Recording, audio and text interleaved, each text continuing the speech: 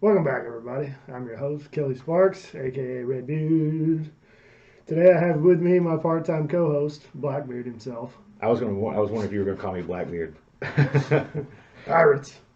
Mr. Curtis Harmon. We've had a few people ask, where's Curtis been? He's Here I am. MIA for a little while, so work and Yeah. shit takes Life. precedent over whiskey videos.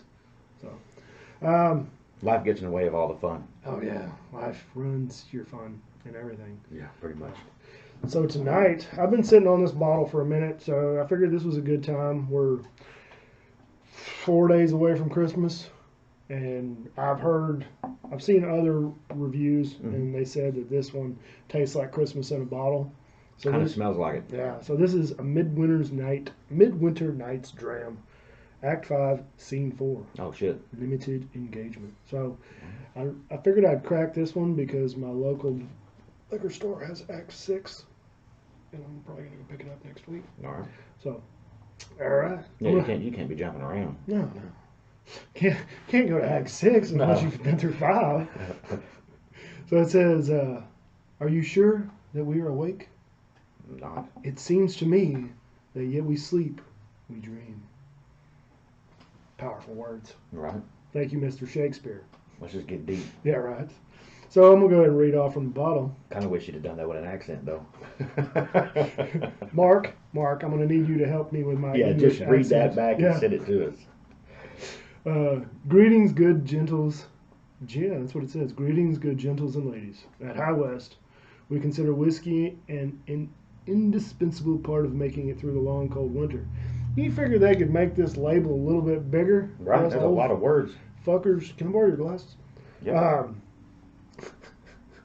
One taste of a midwinter night's dram alongside a cozy fire will surely transport you to a dreamlike state. This limited release whiskey is a sumptuous marriage of our rendezvous rye, finished in French oak port barrels. The rye forms a beautiful base of vanilla, caramel, and cinnamon.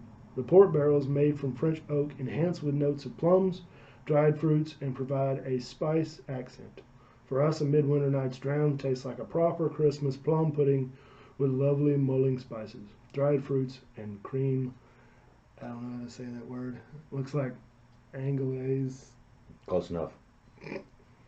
I've never had a plum pudding. No, me neither. So, Is that like some really good version of a fruit cake? what's the main ingredient in plum pudding? Apricot. Ginger. Ginger. It's ginger from now on. That's gonna be the answer from now till the end of time. Freaking Whatever the ginger. main ingredient in anything is ginger. Nutmeg. It smells really good. It smells spicy as Yeah. shit. It does. So maybe that's what a plum, what it called, plum pudding. Plum pudding. Maybe that's a very spicy thing. I don't know. Never had it. Oh, What's it bottled at? Because it smells hot. 49.3. Mm. Some dickbag commented on the Proper Number 12 video, said something like, if I had $1 for every time these guys nose their whiskey, and I said, I literally watched the whole video and I counted. Each time I nose it, each time you nose it, Yeah. and he literally had enough to buy a bottle of Proper 12. That ain't After saying much, tax. man. No. It was like 37. I mean, hell, that's more than half of what you taste is from from your nose. Whether it comes in through the nose or whether it comes through the back. I mean, you smell more than you use your tongue, I believe. It carries under the palate, very spicy. Mm-hmm. I mean, obviously it's a rye, so it's going to have spice to it, but Yeah, it is spicy. to Very me. spicy, but it's not like hot spicy. Here's the thing, man. I just Like chewed on pepper. a piece of fucking Big Red for like 40 minutes before I got here. Can't even taste it. No, it didn't affect it at all. I mean, I was afraid I wouldn't be able to taste this because I know this overwhelms it easily. It's got that rye heavy nose to it. Mm-hmm.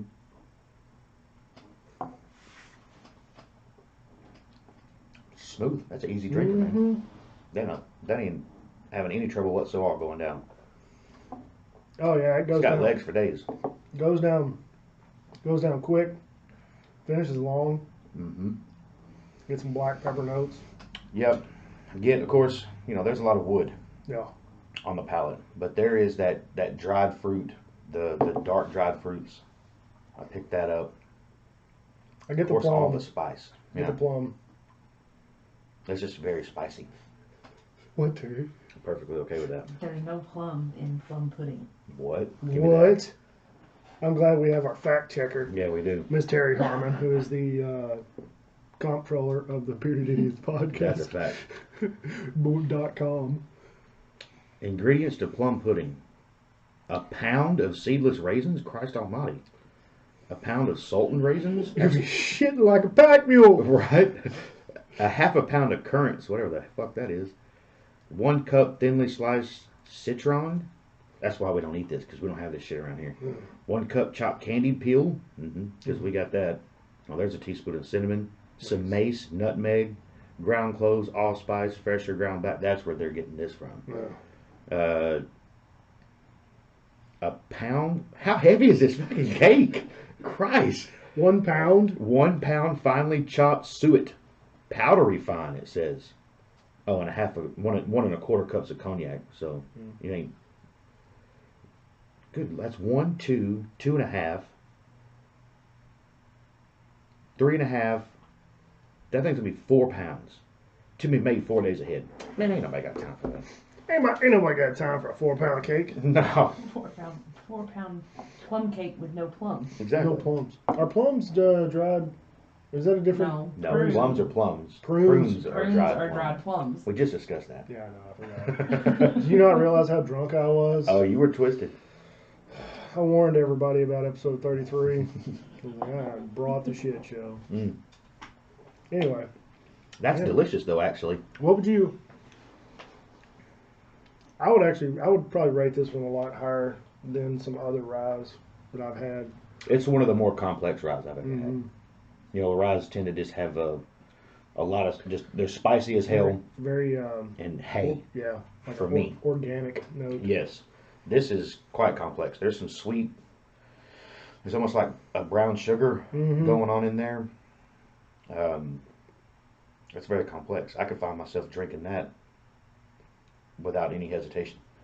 And I mean, it's just sub 100 proof and does not drink like 100 proof. No, I mean it's spicy because of its nature, but it's not hot. Man, I think I'm gonna have to go honestly like a 8.6 on this one.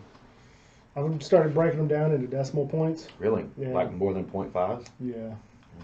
Yeah, so because I've had stuff that's just very close together. Yeah, that makes sense. As many as you do. Yeah. It makes a lot of sense. Kind of.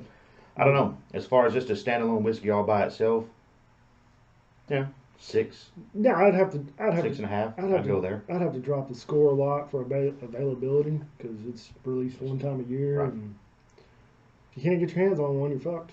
But as far as rye whiskey goes, that's probably the best rye whiskey I've had so far. Yeah.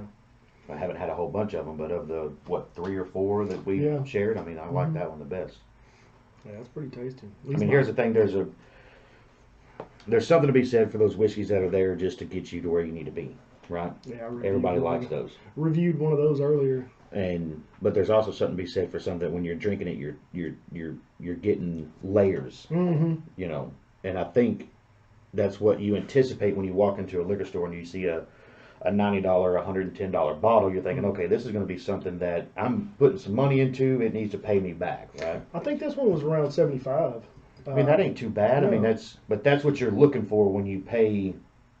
Yeah. When you start breaking that $65, $70 barrier, you're looking to get some investment back some into you. nuances. Right, and that's a good price point for. That's a very complex whiskey. Yeah.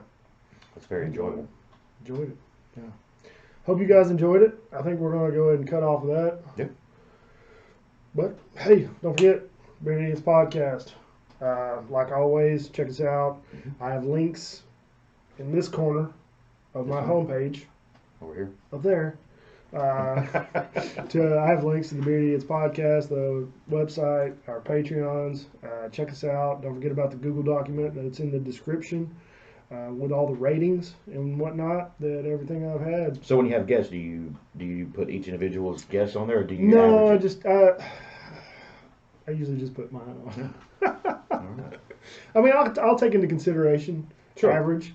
When I have Gene on, I usually put his, not necessarily his ranking, but Gene's kind of been doing the blind tastings with me for the Buffalo Trace, so I'll put his picks as far as winners. And Gotcha.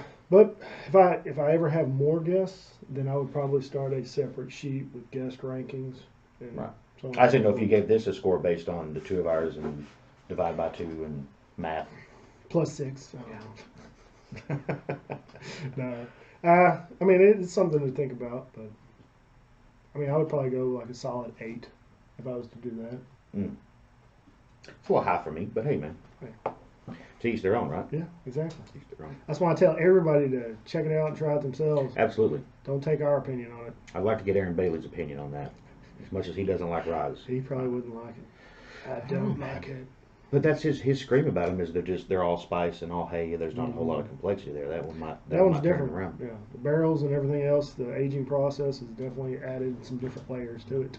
So, but I think that's all we got. So, like always, drink some whiskey, share with your friends and family, and have a nice day. Bye. Bye. Take care.